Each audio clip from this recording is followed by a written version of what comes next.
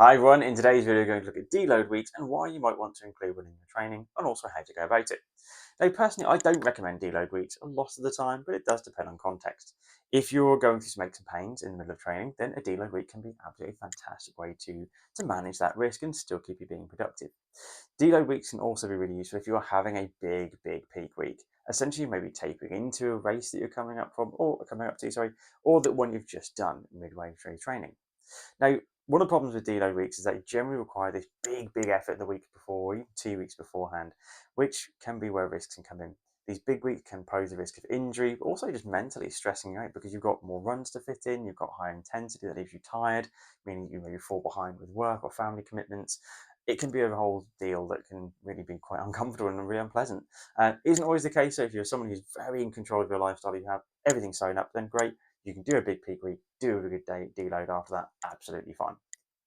The reason I don't use them is because of that factor. Often isn't the case. Most people's lives are in some way chaotic to a degree. Now, deload weeks don't have to be done in the way they're always done, which is usually by volume. Most people take down a long run down from say 16, what would be then go up to 17 miles. They might drop it down to 10 or 12, which, okay, can be fine. However, personally, when I've done that type of thing, I then feel way out of the loop. Between 16 and 17 miles, 2 weeks apart, the 17 suddenly feels like a big deal again. This is particularly the case if your first marathon or if you haven't done a marathon for a long period of time. You want that consistency. You want to be just ticking over, going like next step, next step, next step.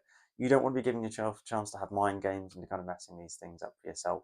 So what I would often recommend is actually a drop down in intensity rather than deloading of volume. This means that basically you don't do effort sessions, you don't put much effort work into your long run, for instance. You might run no marathon pace for an entire week. You just do nothing but easy plodded sessions, or certainly slower than marathon pace anyway. Deloading is again a sliding scale. It doesn't mean doing no interval work. You could still do a midweek tempo session, but if you would do that and then a long run with some intensity, you might do just the long run intensity, or you might do just the tempo with intensity. It doesn't have to be a complete black and white load or volume. You can find the mid ground. I would though say I lean much more towards keep the volume and drop the intensity, since the intensity is where most of the risk is going to come from, because we're asking our muscles and our tissues to contract and work much harder and to absorb more force as well. So if you are looking to deload, think about how you want to do it, when you want to do it, and actually whether the preloading work that needs to be done is actually a great idea for you. You might not need a deload anyway. If you're working with a coach on this program, again, think about your preferences with this. Let the coach know that maybe you want to drop down the intensity rather than the volume for a week. See how they think about it, and again, your individual context they can work with you on.